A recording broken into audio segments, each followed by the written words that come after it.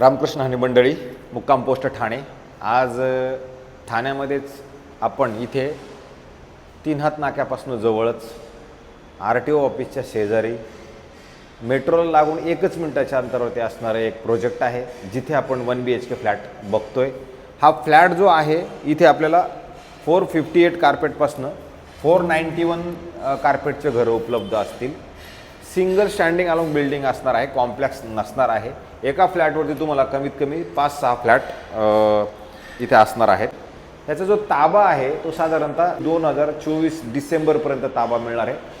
लवकर ताबा मिळणार आहे किंवा त्याचमुळे आपण हा फ्लॅट ॲक्च्युली काढायला घेतला, अदरवाईज आपण तो फ्लॅट काढणार नव्हतो। पण आपल्याला असं समजलेले आहे की रेअर पोझिशन याचं 2024चं आहे, त्याच्याचमुळे आपण हा फ्लॅट खरं तर काढायला घेतलो। तर साधारण ठाणा स्टेशनपासून पण 10 मिनिटाच्या अंतरावरती हे घर आहे।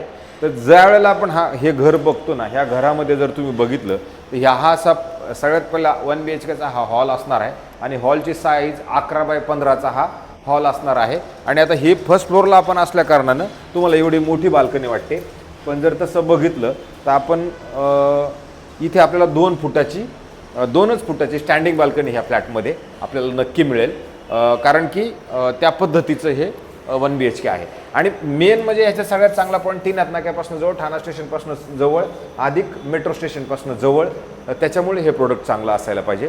आणि ह्याचं जे किचन आहे, किचन जर बघितलं तर 8x8चं हे किचन आहे, ज्याला डबल प्लॅटफॉर्म लावून मिळालेलं किचन असणार आहे। आणि बरोबर किचनच्या बाहेर गेल्यानंतर परत इथे पण एक आपल्याला मोकळा स्पेस, हा म्हणजे 2x2 फुटाचं परत इथे स्टँडिंग बाल्कनी ह्याच्यामध्ये पण असणार आहे।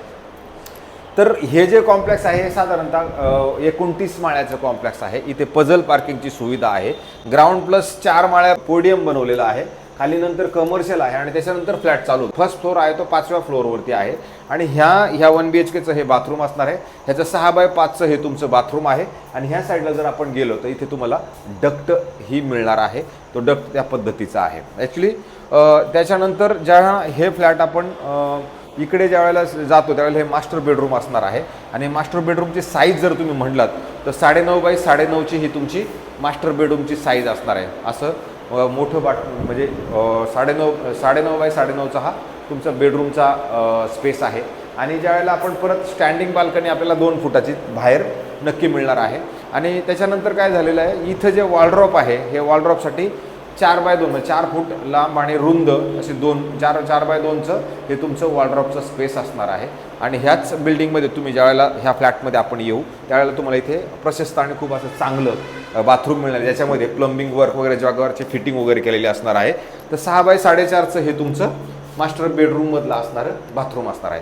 तर अशा पद्धतीचा हा फ्लॅट आहे। ॲक्च्युली हा फ्लॅट बिल्डरकडे असणार आहे। याची जी कोटिंग अमाऊंट आहे ही साधारणतः 1,10,00,000 रुपयांनी कोटिंग केलेलं आहे। तुम्हाला याच्यात पझल पार्किंग मिळणार आहे। तर पझल पार्किंग आणि जर त्या सगळ्या गोष्टींनी जर आपण विचार केला तर 1,10,00,000 मध्ये आपण निगोशिएबल नक्की करू शकतो। आणि जर तुम्हाला हा फ्लॅट बघायचा असेल तर मला फोन करा, मी दाखवेल फ्लॅट। जर आमचा व्हिडिओ आवडत असेल, फ्लॅट आवडला असेल तरच या, अदरवाईज असं काही नाही की तुम्ही जबरदस्ती इथे यायलाच पाहिजे। मध्ये किंवा ह्या फ्लॅटमध्ये किंवा ह्या प्रोजेक्टमध्ये विशेष गोष्ट ही आहे की हे तुम्ही ज्यावेळेला तुमच्या घरातनं तुमच्या खिडकीतनं जर बघितलं तर तुम्हाला भविष्यातलं येणारं जे मेट्रो स्टेशन आहे हे प्रॉपरली दिसतं। जे स्टेशन आहे हे station RTO Thane RTO station जर म्हटलं तर तुमचे मेट्रो स्टेशन इथे थांबणार आहे। पाठीमागे ह्या साईडला जर आपण गेलो, राईट हँडला जर माझ्या गेलो तर इकडे मुंबई येतं, ह्या साईडला जर आपण गेलो तर नाशिक येतं। म्हणून RTO ठाणे नावाचं जे मेट्रो स्टेशन असणार आहे त्यालाच लागून हा प्रोडक्ट असणार आहे। मला असं वाटते ज्या लोकांना ठाणे शहरात आणि चांगल्या जागेवरती जाण्या येण्याचा त्रास कमी घ्यायचा अशा लोकांसाठीच आहे। बरं, ह्या फ्लॅटमध्ये आपल्याला ॲम्युनिटीज वगैरे अशा खूप स्विमिंग पूल वगैरे दिलेलं नाही आहे, पण रूफटॉप ॲम्युनिटीज असणार आहे। अधिक स्विमिंग पूल सोडून जिम आणि कम्युनिटी हॉल वगैरे या सगळ्या गोष्टी नक्कीच इथे असणार आहेत।